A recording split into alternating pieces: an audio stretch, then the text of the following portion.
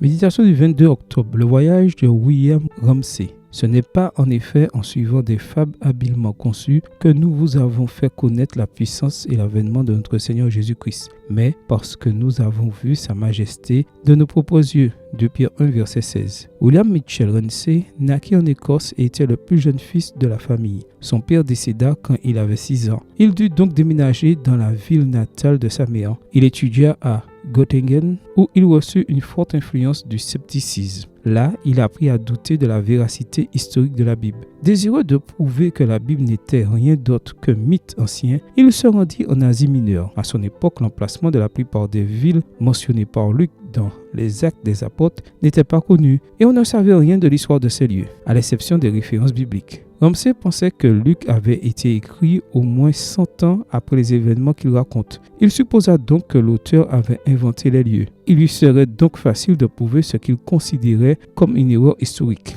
Imagine sa surprise lorsqu'il trouva tous les endroits mentionnés par Luc et se rendit compte qu'Actes des Apôtres est un livre fiable. Dans sa vieillesse, il écrivit « J'étais parti à la recherche de la vérité à la frontière entre la Grèce et l'Asie, et je l'ai trouvé là-bas, dans Actes des Apôtres. Les récits de Luc sont plus fiables que ceux de tout autre historien et peuvent résister à un examen minutieux. » Après son expérience, Ramsay, ancien critique de la Bible, se consacra à la défense de la vérité du Nouveau Testament. Il conclut que les 13 épîtres pauliniennes sont également fiables et son nom entra dans l'histoire comme l'un des plus grands archéologues de tous les temps. La Bible n'est pas un instrument d'apologétique, ni un traité scientifique ou un livre spécialisé sur l'histoire, mais elle est la parole de Dieu. En tant que telle, l'Écriture a le pouvoir de transformer le sceptique convaincu en un croyant fidèle. Aujourd'hui, je t'invite à prendre un moment au début de ta journée pour méditer sur la parole de Dieu.